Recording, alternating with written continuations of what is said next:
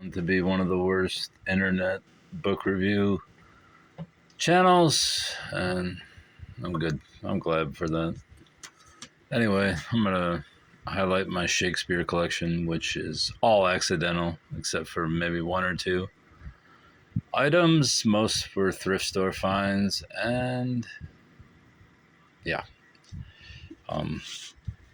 My interest in Shakespeare begins with this man, Eberbrock Ward, who...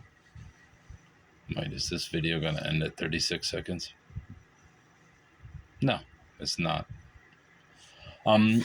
Whose nephew, Dr. Orville Owen, was obsessed with Shakespeare. I can't remember exactly who he said. Oh, it was Francis Bacon, I believe. He believed that Bacon was the real author of Shakespeare and that William was just a beard, so to speak. Anyway, he was the nephew of Eberbrock Ward, and he was a successful doctor in the Detroit area who went bankrupt financing his endeavor into finding treasures and all kinds of bullshit concerning Shakespeare and Bacon, and he created this cipher wheel which he could spin, and he could pull up any... He knew... I'm explaining this very poorly, but he knew Shakespeare, every line and verse, and could recite almost every line and verse at will. And anyway, he built this cipher, which was a wheel that would rotate it to certain parts of the manuscripts, and he could point out where Bacon said this or Bacon did this and why it was Bacon. Anyway, doesn't really matter. So I started collecting Shakespeare, and we'll start at the first book. Not necessarily in order. The Concise Encyclopedic Guide to Shakespeare Illustrated, which I don't recall where I got it. Probably Bookstock, which is a local thing where they sell books for some fucking charity. I'm sure I got it there for $1 or $2. 1970s. Just basically, I wonder if they have Orville Owen in here. Probably not. It'd be great if they did, but I doubt it. Owen was the name of Eberbrock Ward's sister, Abba Owen, who died sometime after giving birth to several children, as her sister also did. And then another sister, Emily, adopted all of these children and raised them, and she was claimed to be by another cousin as one of the most evil people on the planet, but that's neither here or there. The Reader's Encyclopedia of Shakespeare, the only encyclopedia of Shakespeare and his works. What's this bullshit? I don't know what this is. Anyway, these books aren't the real centerpiece of anything here. Not that any of them are, but Anthony Burgess Shakespeare, which is supposedly really good. I'll never read it because I just don't have time. I mean, I do have time, but I'm busy researching local stuff. And unless I ever get to Orville Owen, this will never matter. It's a 1970 release. Whoa, what's this? Cool. Never even looked through most of these books. Probably not worth all that much, but... Oh, look, I have 2 Burgess Shakespeare copies. Did not know that. Probably should sell one of these. And I think I will. Up on the pile, right above... What's this? Eugenics. Appropriately. Shakespeare's England, Life in Elizabethan and Jacobin Times. Another book that isn't all that valuable, but interesting, and I would read it if I had a second or third life, but I don't. What's this? Shakespeare, Major Plays, and the Sonnets. Edited by G.B. Harrison, University of Michigan. What year was this? 48. As I said, I've never looked through most of these books. Berryman's Shakespeare. John Berryman worked on this book for many years, and I don't think he properly finished it. But because he was an alcoholic and he committed suicide. But he was always interested in Shakespeare. I found this copy for rather cheap online. It's probably because this slice off the top. What do we have next? Mercury, Shakespeare. Twelfth Night. I picked this up at a estate sale. This is probably worth $10-20. Mercury, Shakespeare, edited for reading and arranged for staging by Orson Welles and Roger Hill. Oh, great. 1939. Obviously, you always want an old hardcover. Preferably with the jacket, but none was included. Dining with William Shakespeare. Another book that sounds very interesting. But my 5 wits nor my 5 senses can dissuade one foolish heart from serving thee.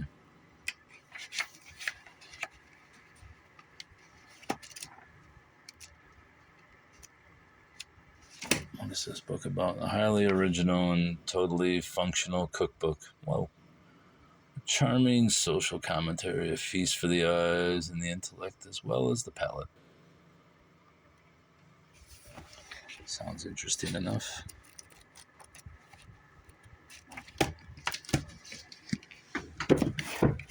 This is a bullshit book. Who's Who and What's What in Shakespeare. A complete A to Z reference guide with over 6,000 entries.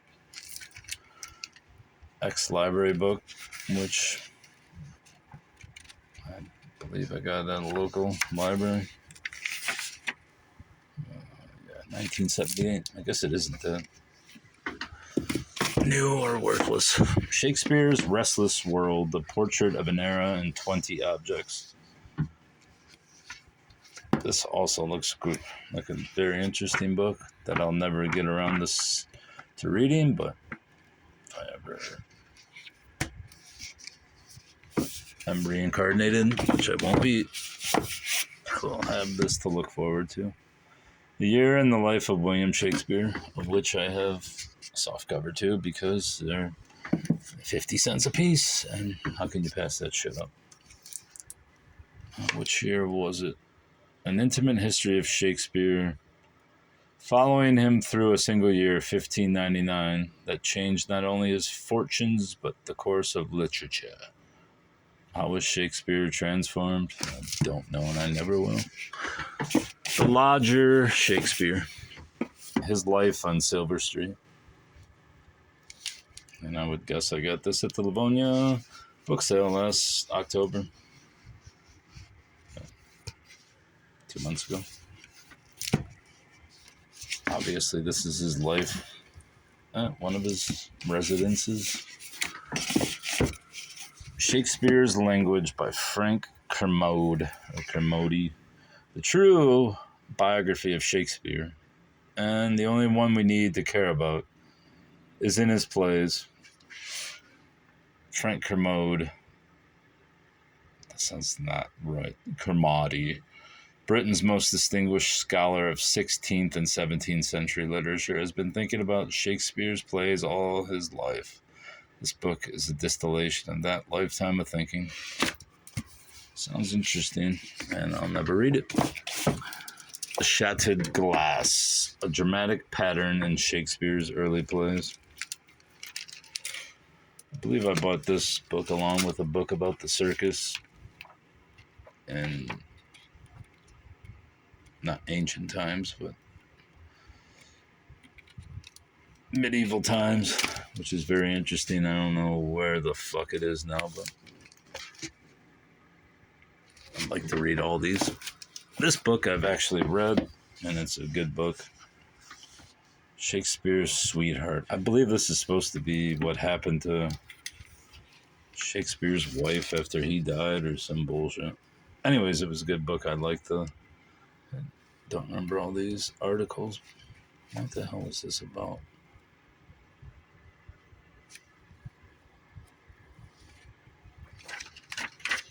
Bought it at John King Bookstore in Detroit, 1905.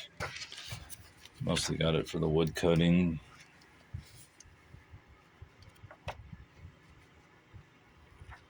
Or was this when Shakespeare met his wife? Anyway, it's about something like that.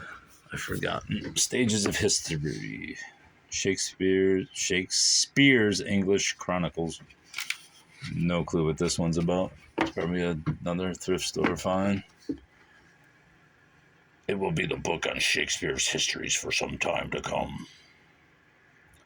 Her work on the political consequences of how women and the lower classes are represented within the Renaissance history play is brilliant, as is her examination of how the material practices of the stage disrupt official history. This is one of the most innovative books on the history plays to be published in decades. Cool. I will skip the Simply Shakespeare 12th Night just because it's a shit mass publication. What Shakespeare Read and Thought by A.L. Rouse. This one looks very interesting. Everything Shakespeare heard, saw, felt, he seized upon with a prodigious curiosity. Above all, he read insatiably, eclectically, all that London in the golden age of Elizabeth's reign had to offer. And what he read left an indelible mark on his plays and poetry. Bet it did. We'll probably skip this one too, The Merry Wives of Windsor. It's an illustrated, newer edition, and it's not really interesting to me. Bill Bryson's Shakespeare. Anytime I think of Bill Bryson, I'm kind of underwhelmed because he's written so many books about so much bullshit, so many schlock topics, but this one garnered pretty good reviews. It's a quick read. I think I actually started reading it. I don't remember a lick about it, but what the hell is this? Oh, is this Ted Hughes, Shakespeare and the Goddess of Complete Being? I don't know, is this poetry? No, I think this is explication. Ted Hughes is a total prick. Basically made Sylvia commit suicide because he was a dandruffy fuck. Hughes has a sense of his country's history that goes much deeper than any other living English writer. His huge study of Shakespeare, more than 10 years in the making, is an unprecedented act of critical witness that spills out of an energy, a tragic energy, which has all but disappeared from current professional practice. I will give Ted Hughes that he was a knowledgeable guy, even though he supposedly smelled like shit and had dandruff and was a philandering prick who had two wives that put their heads in ovens. Anthony Burgess's Enderby's Dark Lady, which is a novel about Shakespeare. I can't remember what part of Shakespeare, but I bought this one, I believe, on accident at some place, and I didn't even realize it was about Shakespeare, and I don't really care to remember why. And then there's a nice camera work, Bob. Nothing Like the Sun by Burgess that I bought online because I was going to get into Shakespeare, but then I didn't. With this novel about William Shakespeare, Anthony Burgess moves surely into the ranks of the finest novelists of our time, although it radiates the brilliance of his earlier novels. Clockwork Orange, The Wanting Seed, and Honey for the Bears are the most recent. It is a radical departure in theme and technique. Nothing Like the Sun is an extraordinary recreation of the life of one of the most baffling geniuses of Western civilization. In large part, it is a fiction of Shakespeare's love life, tightly pegged to historical fact. Exciting. Exciting. What's this? I think this is just the complete works of Shakespeare kind of deal. I don't know what year. Doesn't matter. I will look anyway. Obviously, you're going to pick up a hardcover. Oh, it's only volume 1, too, so it's a tragedy in itself. Yeah.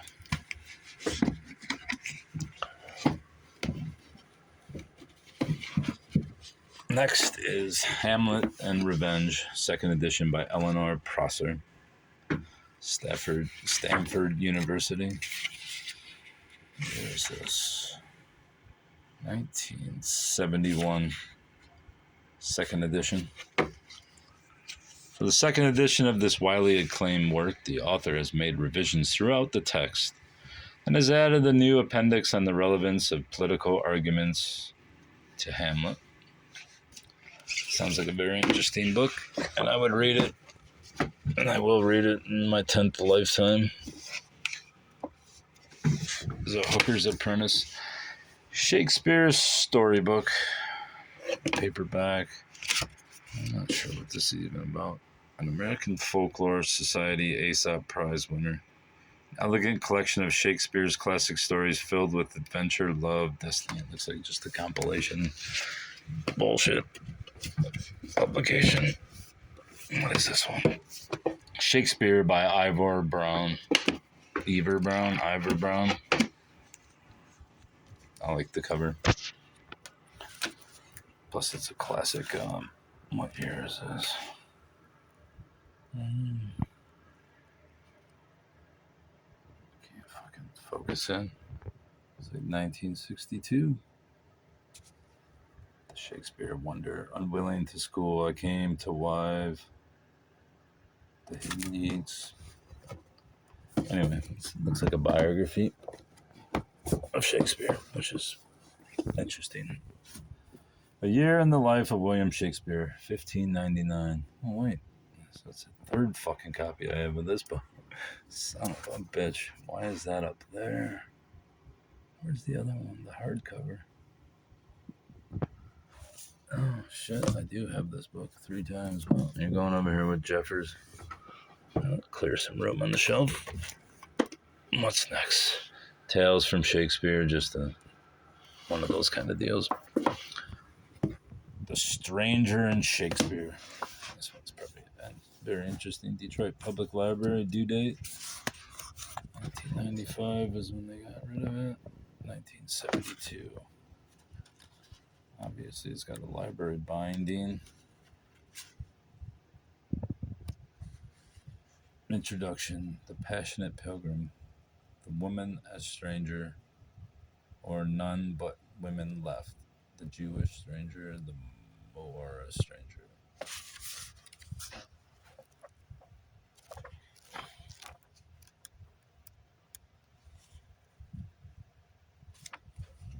Looking at that. And then we got a Pelican Shakespeare, which is Twelfth Night, which doesn't matter. Introducing Shakespeare, which is probably boring as fuck.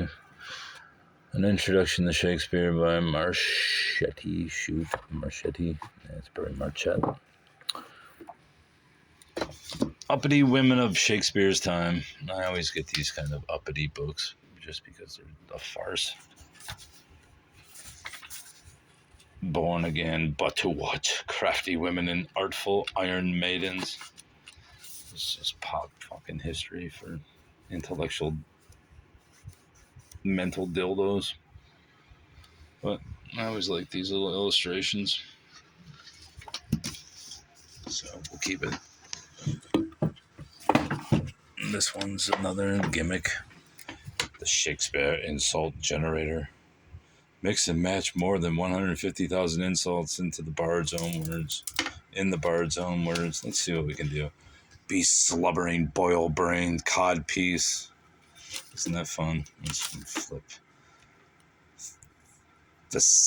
Facinerious, fat-kidneyed fleshmonger. Miscreant, pale-hearted plumpy. Shut up. Wasteful. 50-cent book. Pelican. King Lear with a great picture. or illustration, not a picture. The Merchant of Venice with a great cover from probably the 60s, 50s. And I think there's one more. A Shakespearean alphabet. Look at this guy. Lucio, Joaquinetta, Henri, the Muscovites. Anyways, that was cool.